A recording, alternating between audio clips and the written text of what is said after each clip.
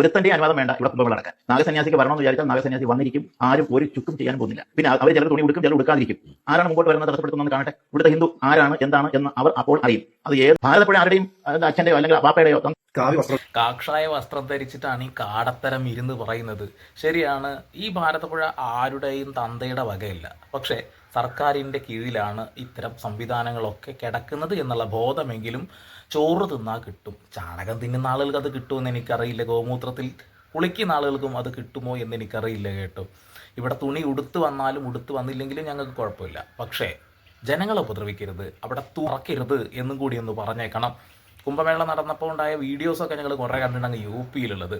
അവിടുന്ന് ആര് വന്നാലും ഞങ്ങൾക്ക് കുഴപ്പമുള്ളതല്ല. പക്ഷേ നിങ്ങളെല്ലാ സംവിധാനങ്ങളും ഒരുക്കുക, പുഴ മലിനമാക്കാതിരിക്കുക. പിന്നെ ഒരു മുസൽമാനും ഈ വിഷയത്തിൽ ഒരു കുഴപ്പമില്ല.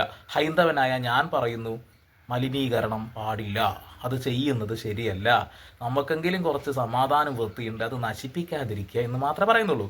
പരിപാടി നടക്കട്ടെ, പക്ഷേ അത് വൃത്തിയിൽ നടത്തണം. എന്നെപ്പോലുള്ള ഒരുപാട് ഹൈന്ദവർ ആ അഭ്യർത്ഥനയുമായിട്ട് തന്നെയാണ് വന്നിട്ടുള്ളത്.